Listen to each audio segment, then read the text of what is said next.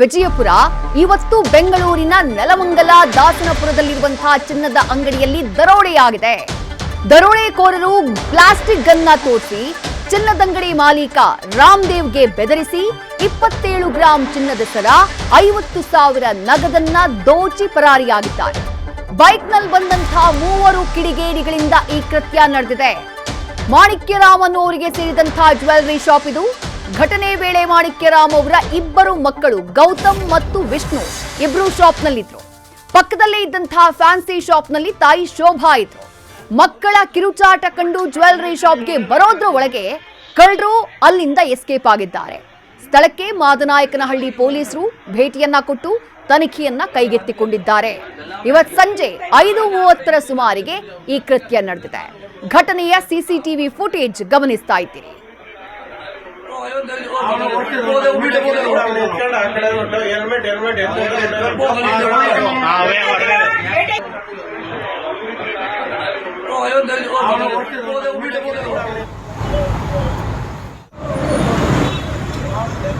ಘಟನೆ ನಡೆದಂತಹ ಸಂದರ್ಭದಲ್ಲಿ ಜ್ಯುವೆಲ್ಲರಿ ಶಾಪ್ನಲ್ಲಿ ಇದ್ದಿದ್ದು ಮಾಣಿಕ್ಯರಾಮ್ ಅಂದ್ರೆ ಮಾಲೀಕರು ಅವರ 2 ಮಕ್ಕಳು.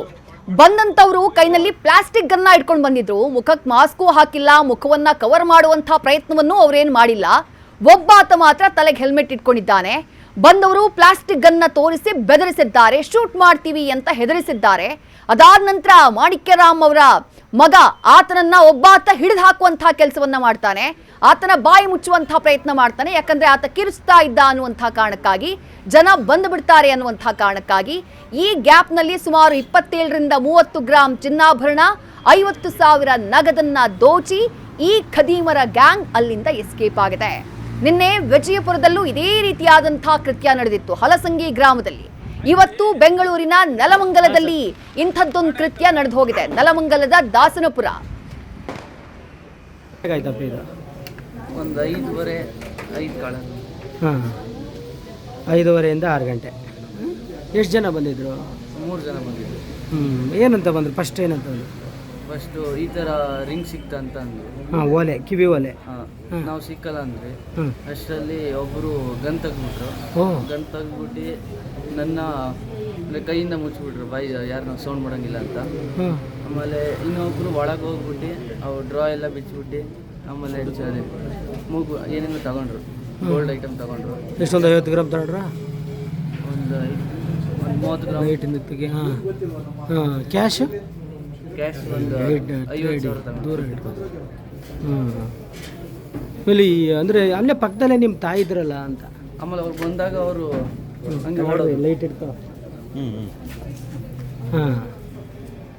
ಆಮೇಲೆ ಏನು ಗಾಬರಿ ಆಯ್ತಪ್ಪ ನಿಮಗೆ? ಅದೇನು ಫಸ್ಟ್ ಗಾಬರಿ ಆಯ್ತು ಬಂದಾಗ. ಕಿರ್ಚ್ಕೊಂಡ್ರಿ ನೀವು? ಕಿರ್ಚ್ಕೊಂಡ್ರಿ. ಕಿರ್ಚಾಕ್ಬೇಕಾದ್ರೆ ಇವರು ಬಾಯಿ ಹತ್ರ ಕೈ ಹಾಕಿದ್ರು. ಆಮೇಲೆ ಕಿರ್ಚ್ಬೇಕಾದ್ರೆ ಸ್ವಲ್ಪ ಜನ ಬರಬೇಕು, ಓಡೋಗ್ಬಿಟ್ಟು. ಗನ್ನೇನು ಅದು ಆಟದ ಸಾಮಾನು ಥರ ಏನೋ ಕಾಣ್ತಿತ್ತ ಅಥವಾ ರಿಯಲ್ ಥರ ಕಾಣ್ತಿತ್ತ? ರಿಯಲ್ ಥರ. ಎಷ್ಟು ಜನ ಬಂದಿದ್ರು ಅಂಗಡಿಗೆ? 3 ಜನ.